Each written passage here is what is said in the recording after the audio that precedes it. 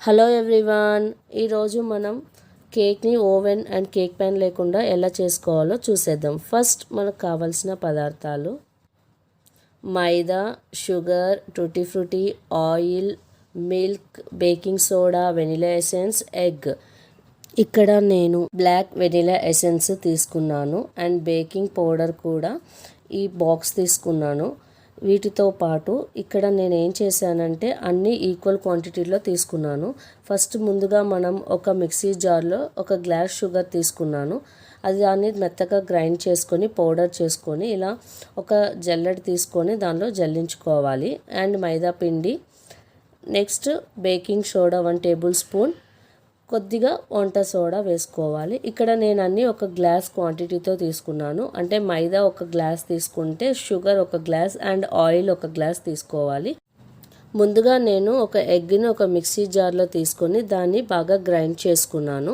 ఇలా గ్రైండ్ చేసుకున్న తర్వాత 1 table spoon of vanilla essence and 1 glass of oil. ఇక్కడ నేను ఫ్రీడమ్ ఆయిల్ యూస్ చేశాను, మీ ఇష్టం ఏదైనా యూస్ చేసుకోవచ్చు. అండ్ మిల్క్ కొద్దిగా యాడ్ చేసుకొని మళ్ళీ నేను బాగా గ్రైండ్ చేసుకున్నాను. ఇలా పేస్ట్ వచ్చేలా బాగా గ్రైండ్ చేసుకోవాలి. వీటిని నేను ఇలా పౌడర్లో మిక్స్ చేసేసుకొని బాగా మిక్స్ చేసుకోవాలి బ్యాటర్ని. ఇలా మనము ఈ బ్యాటర్ని ఒక 20 మినిట్స్ పాటు బాగా కలుపుకోవాలి, లేదంటే కేక్ అనేది మనకు బాగా స్పాంజిలా రాదు. ఇలా మనం ఎంత బాగా కలుపుకుంటే అంత బాగా కేక్ అనేది బాగా పొంగుతుంది. ఈ బ్యాటర్ని నేను ఇలా 20 మినిట్స్ పాటు బాగా కలుపుకున్నాను. ఈ బ్యాటర్ అనేది మనకు అంత గట్టిగా కాకుండా అంత వాటరిష్గా కాకుండా ఉండడం చూసుకోవాలి. మనకి కావాలనుకుంటే కొద్దిగా మిల్క్ కూడా యాడ్ చేసుకొని కలుపుకోవచ్చు. ఇలా ఒకవేళ మనం ఇలా కలుపుకోకపోతే కేక్ అనేది మనకు స్పాంజీలా బాగా పొంగదు కదా, అందుకని మనం బాగా కలుపుకుంటేనే మనకి బాగా ఫ్లెషీగా ఉంటుంది కేక్ అనేది. ఇలా కలుపుకున్న తర్వాత మనం చెక్ చేసుకోవాలి బ్యాటర్ ఇలా ఉందా లేదా అంటే. ఇట్లా మరీ వాటర్ కాకుండా ఇలా గట్టిగా కాకుండా ఉండేలా చూసుకోవాలి.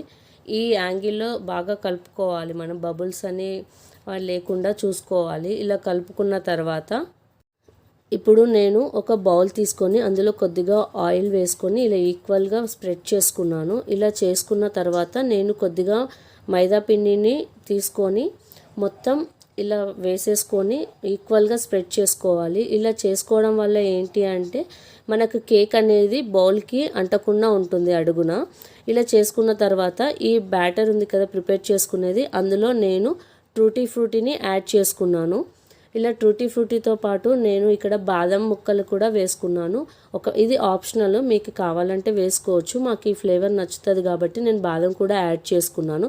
ఇలా వీటన్నిటిని యాడ్ చేసుకొని బాగా మిక్స్ చేసుకొని ఇప్పుడు ప్రిపేర్ చేసుకున్న బౌల్లో ఈ బ్యాటర్ని వేసేసుకోవాలి. ఇలా ఈక్వల్గా వేసుకున్న తర్వాత ఇలా మనం అనాలి, ఎందుకంటే ఎలాంటి బబుల్స్ అనేవి ఉండకుండా చూసుకోవాలి. ఇలా చేసిన తర్వాత పైన కూడా కొన్ని టూటీ ఫ్రూటీని యాడ్ చేసుకున్నాను. ఇప్పుడు నేను ఒక మందంపాటి కుక్కర్ తీసుకొని అందులో శాండ్ తీసుకొని ఒక స్టాండ్ పెట్టేశాను.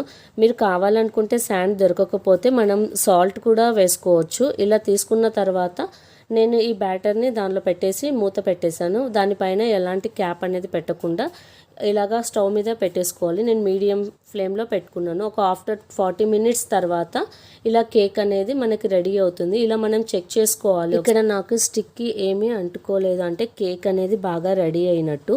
ఇలా నేను తీసుకొని చల్లారిన తర్వాత ఒక ప్లేట్లో తీసుకున్నాను. ఇలా తీసుకున్న తర్వాత చూడండి ఎంత బాగా వచ్చిందో కేక్. మీకు కనుక ఈ వీడియో నచ్చినట్లయితే లైక్ చేయండి, షేర్ చేయండి, కామెంట్ చేయండి, కంపల్సరీ సబ్స్క్రైబ్ చేసుకోండి. ఒకసారి మీరు కూడా ట్రై చేసి కామెంట్ సెక్షన్లో ఎలా ఉందో కామెంట్ చేయండి. చూడండి ఎలా స్పాంజీగా ఉందో కేక్.